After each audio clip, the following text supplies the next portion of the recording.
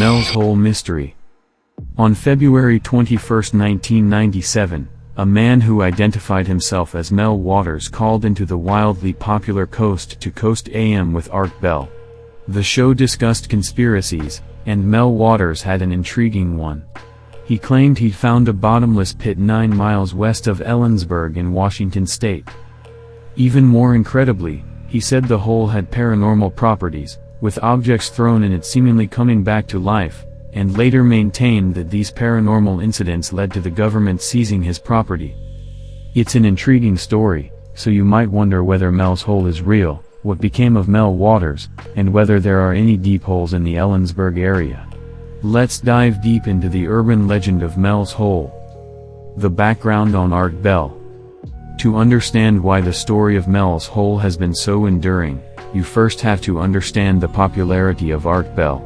At its peak, the show claimed a nightly listenership of 15 million people, which is higher than today's most popular TV show.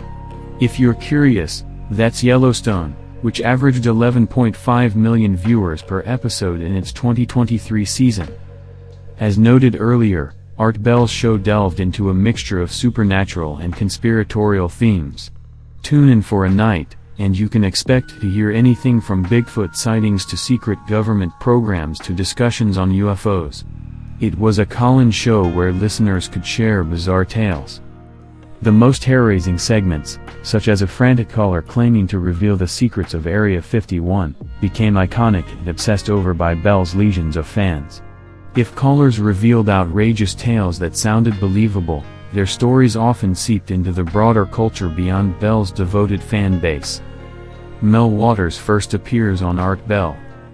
The first appearance with Mel Waters took place on February 21, 1997.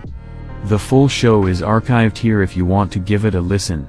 Bell talks to Mel Waters for about 10 to 15 minutes before listener questions start. The key points from the segment are: Mel claimed he used to be close to a professional shark fisherman and had dropped enough 5,000-yard fishing spools down the hole that he estimated the hole was at least 80,000 feet deep.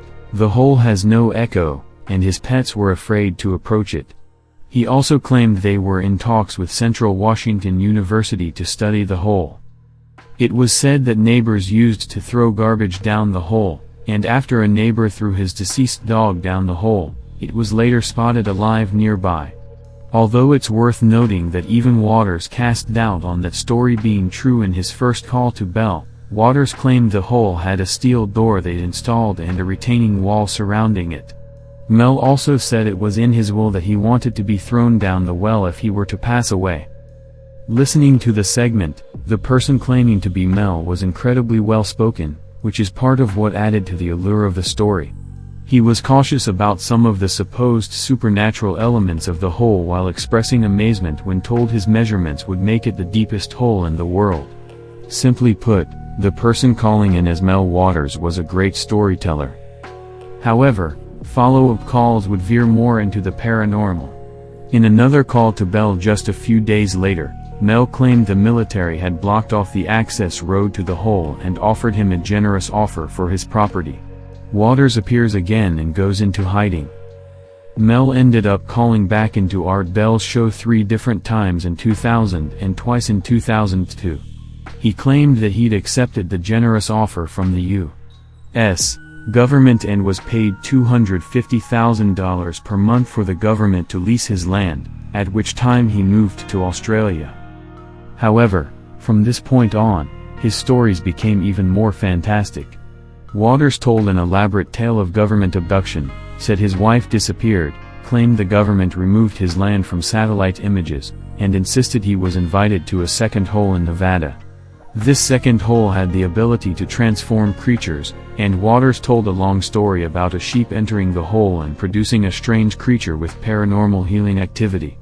As I said, his follow-up calls got a bit out there. After Mel's second call in 2002, he was never heard from again. Did Mel Waters exist? The short answer is that there is no record of Mel Waters having lived in the area near Ellensburg, Washington. There is also no record of his wife having worked at the nearby university in central Washington. Of course, the name Mel Waters could have been a pseudonym. Whoever was calling Art Bell expressed clear knowledge of the area and was likely a local. There may be a hole in the area that spawned the original story, whereas follow-up tales that became more fantastic in nature became increasingly fabricated. More on this in a moment. Expeditions to Mel's Hole. After the appearances on Art Bell, a team of enthusiasts held annual expeditions searching for Mel's Hole. While they've searched for many years, there have never been any documented sightings of a hole that matches the description of Mel's Hole. Beyond enthusiasts, several TV crews have searched for Mel's Hole and have documented little. Experts say a hole even a fraction as deep as Mel's Hole would be geologically impossible. Where is Mel's Hole located?